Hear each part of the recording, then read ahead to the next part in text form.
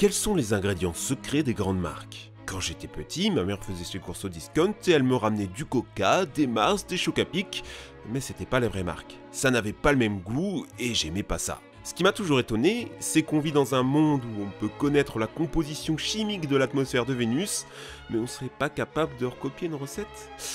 C'est plus compliqué que ça. Derrière de grandes marques, il y a des histoires dignes d'un film d'espionnage, des procédés de fabrication qui ont fait risquer à des hommes leur vie pour les découvrir. Et vous savez quoi? Je les ai et on va les dévoiler. KFC, la guerre secrète des épices. Pour plein de gens dans le monde, le poulet, c'est KFC. À commencer en Chine où c'est la plus grosse chaîne de fast-food du pays, au Japon c'est carrément devenu un repas traditionnel des fêtes de Noël.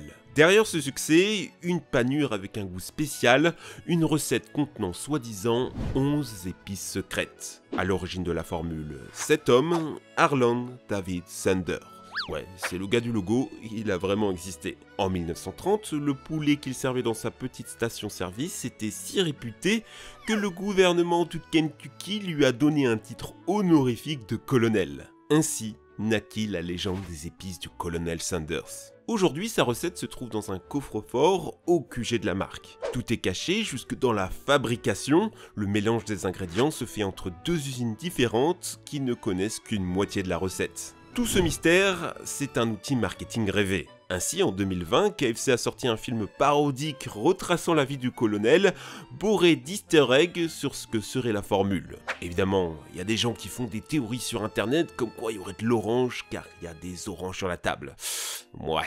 En 1983, un journaliste s'est mis en tête d'analyser chimiquement la composition de la panure. Ce qu'il a trouvé est un peu décevant. Juste de l'ail, du poivre noir, du poivre blanc et beaucoup de glutamate monosodique, un produit chimique qui a un goût de viande et d'umami en bouche. Le truc, c'est que son analyse est probablement incomplète. Même si on est capable d'envoyer des gens sur la Lune, connaître la composition exacte d'un mélange solide, c'est un peu difficile quand même. Surtout quand la cuisson à haute température altère forcément la chimie des épices. Pour découvrir le secret, une autre piste existe, le neveu du colonel Sanders. En fouillant dans ses vieilles photos de famille, il a retrouvé, écrite à la main, une recette utilisée par le colonel quand il cuisinait en famille. Ce neveu qui, enfant, l'aidait à la conception du mélange des 11 épices, paprika, thym, basilic, moutarde, vous avez la liste à l'écran. Des youtubeurs ont testé, et ça a l'air de marcher. Alors c'est bon, on a résolu le secret, la partie peut se terminer. Aïe aïe aïe aïe, il y a un problème.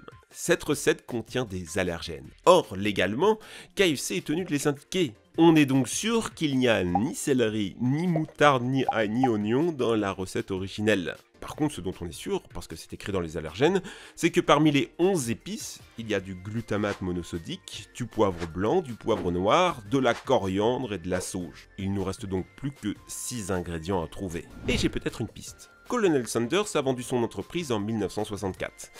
Et ça s'est pas bien passé. Les businessmen saccagent son savoir-faire, réduisent les coûts partout où c'est possible et changent le goût de ses poulets. Alors pour se venger, le colonel donna sa recette à un de ses amis vendeurs d'épices. L'idée était de vendre le mélange originel au franchisé KFC au lieu d'utiliser le nouveau mélange fourni par la société. Bon, KFC a fait un procès, on a filé un chèque au colonel Sanders pour qu'il ferme sa bouche, et c'était la fin. Mais aujourd'hui encore, le mélange est vendu, sous le nom de 99X. La raison, c'est que la recette de KFC n'est pas protégée par un brevet, parce que ça les obligerait à tout décrire publiquement, et malheureusement, un brevet, ça périme au bout de 20 ans. Mieux vaut donc garder le secret. Alors du coup, analysons ce 99X. Déjà, on sait qu'il n'y a pas de paprika, de piment rouge ou de curry, vu que le mélange est intégralement vert et gris. Des geeks de KFC ont enquêté comme s'ils voulaient résoudre le Da Vinci Code, et voilà ce qui est probablement la recette originelle du 99X. Sur internet, des gens ont testé,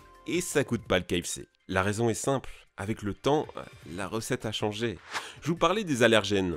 Contrairement à l'époque, aujourd'hui il y a du céleri, il y a de la moutarde, et toujours autant de glutamate monosodique, ce qui est probablement là le triste secret de pourquoi c'est si bon. Quelle est la recette secrète du Coca-Cola ?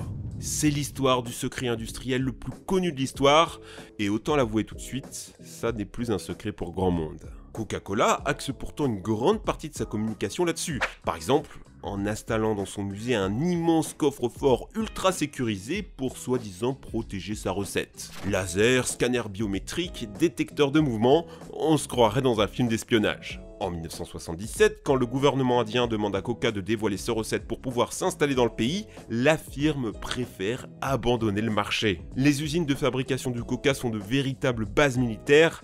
Elles reçoivent le concentré scellé depuis les États-Unis, surveillé sous porte blindée et caméra de surveillance. Personne ne doit voler la recette. Après, si vous tenez absolument à la connaître, pas besoin de vous infiltrer, juste de consulter les archives.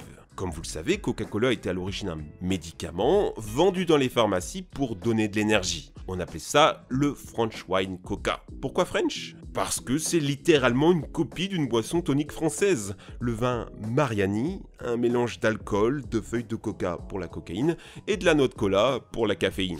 D'ailleurs, il y a quelques jours, on apprenait que Coca-Cola portait plainte contre un Français membre de la famille Mariani qui tentait de relancer la boisson de ses ancêtres. Comme dit le Figaro, c'est comme tuer le père. Bref, revenons aux archives. On a retrouvé des traces écrites de la recette originelle. Il faut d'abord une base de sirop, à quoi vous ajoutez les toniques, le coca, le cola, le citron. La touche finale, la clé du goût, l'ingrédient secret, c'est le 7X, un mélange de 7 huiles essentielles alcoolisées. Alors est-ce que ça a le goût de coca ? Ça a pas l'air de ce que j'en vois sur les tests faits par des Américains, c'est trop sucré, trop citronné, mais il y a une vague idée. Parce que ouais, avec le temps, le Coca-Cola a beaucoup changé. Déjà la cocaïne, elle a été retirée en 1903, non pas pour des raisons légales, parce que c'était ok à l'époque, mais plutôt par racisme, disons-le. La cocaïne était considérée comme la drogue de la violence et des Afro-Américains, et Coca-Cola ne voulait pas être lié à ça. Ceci dit, en 1929, un contrôle de la FDA s'étonnait des quantités encore significatives de cocaïne contenues dans les bouteilles.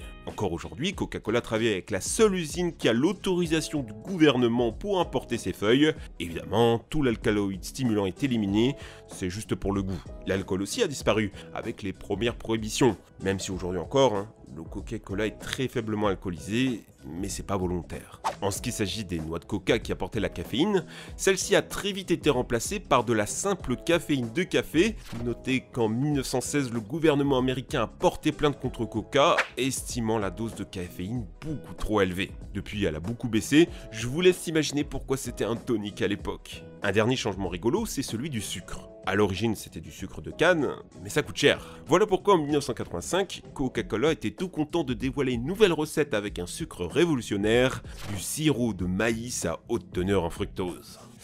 Ça a été un scandale national. Il y a eu des manifestations dans la rue contre ça. Face à la pression, Coca abdique. La foule pensait avoir fait faire marche arrière à la firme, mais non, en réalité, le changement avait été fait petit à petit depuis quelques années déjà. Les gens ont manifesté pour garder quelque chose qui avait déjà changé. C'est là qu'on se rend compte du pouvoir du marketing. Vous faire croire que Coca a une recette spéciale alors que tous ses concurrents utilisent la même. Prenez Pepsi, ça goûte à 99,99% le Coca, ce qui est quand même la preuve que la recette n'est plus très secrète. Le marché est tellement gros que forcément, une myriade de scientifiques ont travaillé au spectrographe pour en découvrir la composition. Verdict, l'arôme du Coca-Cola provient essentiellement de la vanille, de la cannelle et du citron, et en plus petite quantité on trouve de l'orange et de la noix de muscade, le truc qu'on met dans la purée. La sauce secrète du McDonald's qui a failli disparaître. J'ai toujours eu un peu peur des sauces de fast-food. On sait jamais ce qu'il y a dedans, par exemple la sauce algérienne.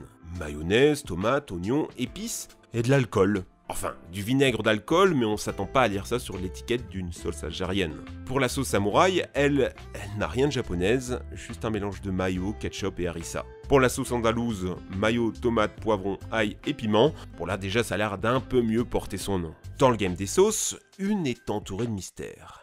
La sauce à burger du Big Mac. C'est le goût emblématique de McDonald's depuis 1968. Eh bien sachez-le, la recette a failli se perdre à jamais. Car en 1980, McDonald's a décidé de changer cette sauce. Ça n'a duré que quelques années, jusqu'à ce qu'on se rende compte que la recette originelle, elle était mieux. Sauf qu'avec le temps, on a oublié, on a perdu les instructions. Ce qui l'a sauvé de l'oubli, c'est un guide publié en 1969, le manuel du manager, qui donnait la recette de la sauce à n'utiliser qu'en cas d'urgence s'il y a une pénurie dans les usines. Du coup, voilà, comment faire la sauce du Big Mac. On a quand même frôlé le drame, hein, parce qu'à l'époque, ce livre avait été détruit pour garder le secret. Heureusement, quelques exemplaires avaient été oubliés, sauvant de fait McDonald's de la sauce. Une potion magique devenue l'alcool favori de Tarantino, la chartreuse. Un alcool français que même les Américains connaissent. Chanté par ZZ Top, vu dans Gabsy le Magnifique, même Tarantino en a fait toute une scène dans un de ses films. What the fuck is it? Chartreuse! The only liquor so good they named a color after it. Et a raison. Derrière sa conception, une légende qui, pour une fois, est totalement vraie. Nous sommes en 1605, dans les sous-sols d'un couvent à Paris. Un chevalier organise en secret une rencontre avec des moines herboristes. Son but ? Eh bien, pendant ses voyages, le chevalier a découvert, on ne sait pas où, un manuscrit alchimique qui contient la formule d'un élixir de longue vie. Il demande alors aux moines de lui préparer, et c'est une potion à l'élaboration très complexe, avec plus de 130 plantes, parfois exotiques, qu'il faut assembler et préparer de façon minutieuse. Face à la difficulté, les moines échoueront. Il faudra attendre 160 ans pour qu'un moine chartreux de Grenoble en maîtrise la conception. Pas de bol, la Révolution française gronde, les moines sont expulsés, les manuscrits brûlés, mais un religieux, malgré la prison et l'exil, arrive à en conserver une copie. Aujourd'hui, cette potion n'est produite qu'ici, au monastère de la Grande Chartreuse près de Voiron. Un lieu hors du temps, fermé au public, où les moines y ont fait vœu de silence. Ils restent toute la journée dans leurs cellules, à prier et travailler, juste ça. Si vous voyez ces images, c'est parce que récemment, quelques rares caméras ont été autorisées à y pénétrer, mais pendant longtemps, c'était un lieu rempli de secrets. Parmi ces moines, 3 seulement connaissent la formule de l'élixir, mais pas entièrement, seulement une partie, de sorte qu'il faut toujours 2 moines pour compléter le mélange d'herbes. Il contrôle tout, jusqu'à l'usine sur son ordinateur. Mais alors, ça contient quoi la chartreuse ? Et bien même s'il y a des scientifiques spécialisés sur la question, on sait pas. On a quelques indices, parce qu'il y a des gens commissionnés par les moines pour aller cueillir des plantes rares dans les hautes montagnes et qui lâchent l'info via caméra. Je me demande si j'ai le droit de vous dire ça. Je peux donc vous donner une courte liste, une vingtaine des 130 herbes. Bon, on va pas aller loin. Ces aliments dans votre frigo dont vous ne voulez pas connaître la composition. Et si les recettes les plus secrètes se cachaient actuellement dans votre frigo? Je dis caché parce que contrairement à la recette du Coca ou du McDo, vous ne voulez pas savoir ce qu'il y a dedans. Vous voyez le rouge des fraises tagada, des saucisses, du tarama? Eh bien c'est du E120, le joli nom qu'on donne à une bouillie d'insectes qui permet d'obtenir cette couleur rouge. Et pour le côté brillant, luisant des bonbons, c'est du E904, dit comme lac. Encore une fois, c'est du jus d'insectes. Il y a des animaux absolument partout, même dans des choses qui ont l'air innocentes. Les bonbons à la fraise contiennent de la glande anale de castor pour l'odeur, le pain industriel contient de la cystéine, en gros des poils de porc et des cheveux humains qui servent à donner de la consistance à la pâte, la bière contient de la vessie de poisson pour la clarifier, la gélatine des bonbons c'est littéralement de la peau de porc, la crème Nivea est faite à partir de laine de mouton, et le fromage est obtenu à partir du jus de l'estomac d'un jeune veau. Vous trouvez ça dégoûtant? Ok, mais au moins c'est naturel. Les nuggets contiennent du silicone, comme les faux seins, afin de donner l'aspect fibreux au poulet. Le fromage râpé contient du bois pour l'empêcher de s'agglutiner. Enfin, la couleur jaune des bonbons, c'est du goudron, et la couleur blanche, c'est de l'oxyde de titane, dont les nanoparticules cancérigènes ont été interdits en France en 2020. Heureusement qu'il y a plein d'associations, plein d'émissions qui nous aident à lutter contre ces recettes secrètes, mais pas cool. Alors voilà, moi ce que j'aimerais faire, c'est reproduire les recettes dont on a parlé aujourd'hui. Et je compte faire ça sur notre nouvelle chaîne, une chaîne de live, le Club Pingouin. Demandez pas pourquoi le nom, c'est les délires de l'équipe. Je vais cuisiner ça, j'espère que ça sera bon. Pensez à vous abonner à cette nouvelle chaîne pour ne pas manquer le rendez-vous. Cette vidéo est bien la preuve que dans sa cuisine, on peut créer des mélanges qui vont avoir un succès mondial. Si ça vous a plu, abonnez-vous, mettez un petit like. Allez les amis, ciao!